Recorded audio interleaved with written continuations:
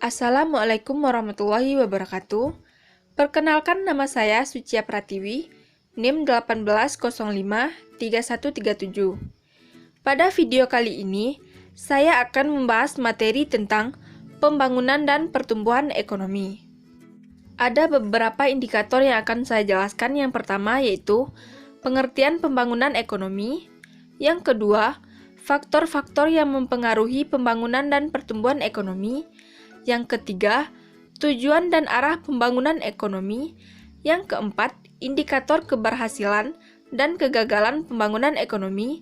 Dan yang kelima, masalah-masalah pembangunan ekonomi di negara berkembang. Yang kedua yaitu pertumbuhan ekonomi. Yang pertama, konsep pertumbuhan ekonomi. Yang kedua, faktor-faktor yang mempengaruhi pertumbuhan ekonomi. Yang ketiga, mengukur atau menghitung tingkat pertumbuhan ekonomi. Yang keempat, teori-teori pertumbuhan ekonomi. Dan yang terakhir, evaluasi. Baiklah, kita masuk kepada materi yang pertama, yaitu pengertian dari pembangunan ekonomi.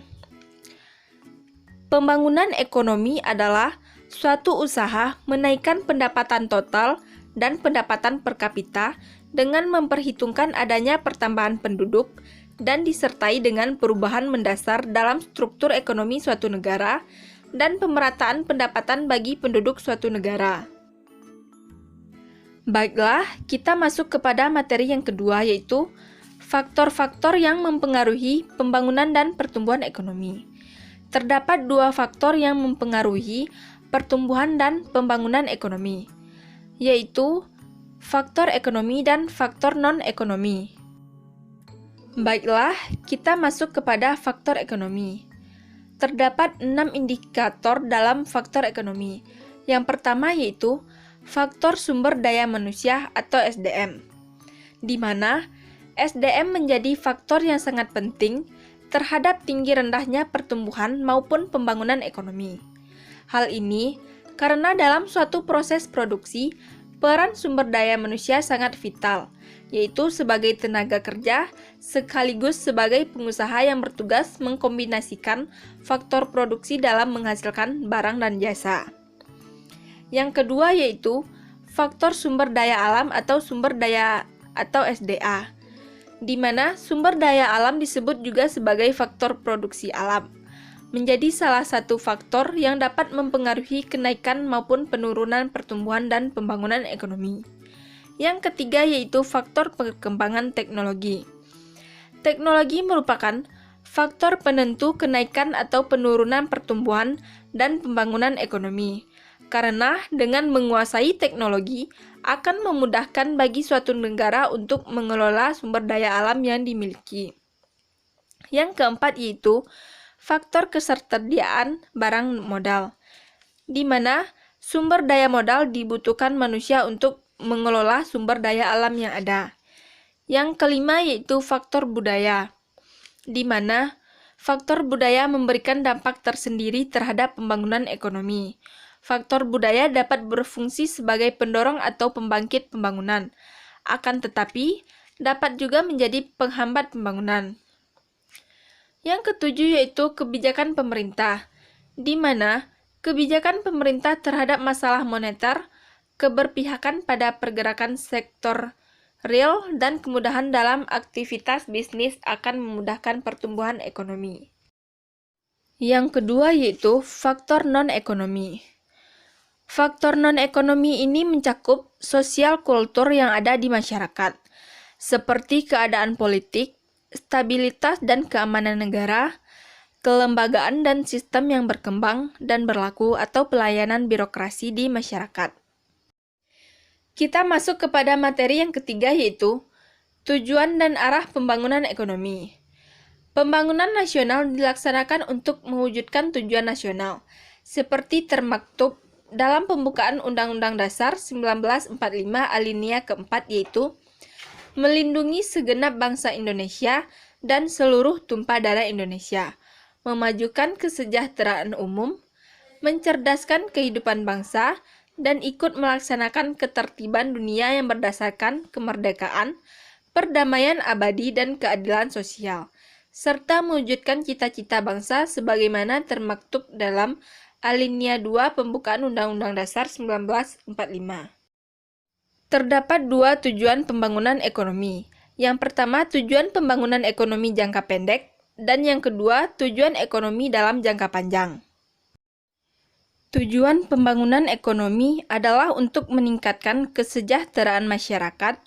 Untuk menciptakan masyarakat yang sejahtera, maka diarahkan pada yang pertama, meningkatkan taraf hidup masyarakat, yang kedua, meningkatkan pendapatan masyarakat, yang ketiga, meningkatkan persediaan dan pemerataan kebutuhan pokok bagi masyarakat, yang keempat, meningkatkan nilai-nilai budaya serta martabat bangsa, yang kelima, memperluas jangkauan pilihan ekonomi dan sosial, yang keenam, membebaskan masyarakat dari perbudakan, ketergantungan, dan kebodohan, serta penderitaan. 5 arah kebijakan pembangunan ekonomi.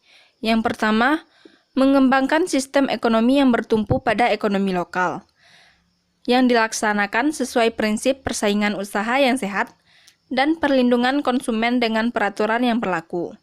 Yang kedua, memberdayakan usaha kecil menengah dan koperasi agar efisien, produktif, dan berdaya saing melalui pengembangan unit usaha seperti usaha tani, ternak, perikanan darat, serta pelayanan jasa, meningkatkan sumber daya manusia, dan peningkatan pemanfaatan teknologi tepat guna. Yang ketiga, mengembangkan lembaga keuangan dengan meningkatkan pengelolaan keuangan desa, LPD, dan koperasi. Yang keempat, mengembangkan penelitian potensi ekonomi daerah yang mengarah pada kemandirian ekonomi lokal yang mampu menarik investasi di Bangli. Yang kelima, membina dan mengembangkan semangat jiwa kewirausahaan dalam masyarakat agar terwujud masyarakat yang mandiri dan kompetitif. Materi selanjutnya yaitu indikator keberhasilan pembangunan ekonomi. Yang pertama, peningkatan pendapatan nasional.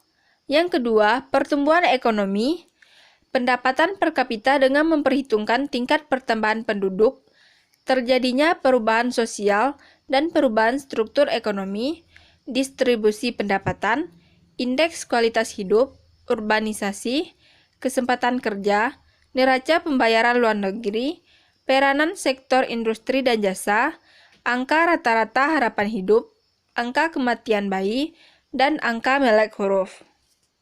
Perbedaan pembangunan ekonomi dan pertumbuhan ekonomi. Yang pertama, pertumbuhan ekonomi, yaitu ditandai dengan kenaikan GNP atau Gross National Product, tidak disertai dengan perubahan struktur ekonomi. Sedangkan pembangunan ekonomi, kenaikan GNP disertai dengan perubahan struktur ekonomi. Yang kedua, tidak memperhatikan tingkat pemerataan dan kesejahteraan masyarakat. Sedangkan pembangunan ekonomi memperhatikan pemerataan dan peningkatan kesejahteraan di masyarakat. Materi selanjutnya yaitu mengukur atau menghitung tingkat pertumbuhan ekonomi, di mana perhitungan atau pengukuran pertumbuhan ekonomi tidak dapat dilakukan setiap saat, karena pengumpulan data PDB sangat sulit dilakukan. Pada umumnya, perhitungannya dilakukan dalam kurun waktu triwulan dan tahunan. Dapat dilihat pada gambar cara menghitung tingkat pertumbuhan ekonomi.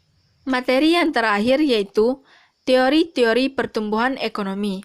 Yang pertama menurut teori klasik, di mana teori ini menekankan tentang pentingnya faktor-faktor produksi dalam menaikkan pendapatan nasional dan mewujudkan pertumbuhan.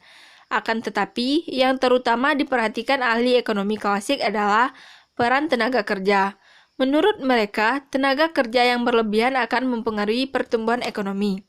Yang kedua, teori Schumpeter, di mana teori ini menekankan tentang peran usahawan yang akan melakukan inovasi dan investasi untuk mewujudkan pertumbuhan ekonomi. Yang ketiga, teori Harrod-Domar, di mana teori ini menunjukkan peranan investasi sebagai faktor yang menimbulkan pertambahan pengeluaran agregat. Teori ini pada dasarnya menekankan peranan segi permintaan dalam mewujudkan pertumbuhan. Yang terakhir yaitu teori neoklasik, di mana teori ini menunjukkan bahwa perkembangan teknologi dan peningkatan kemahiran masyarakat merupakan faktor yang terpenting yang mewujudkan pertumbuhan ekonomi. Baiklah, hanya itu sedikit ringkasan materi yang dapat saya sampaikan. Kalau ada salah dan janggal, saya mohon dimaafkan. Assalamualaikum warahmatullahi wabarakatuh.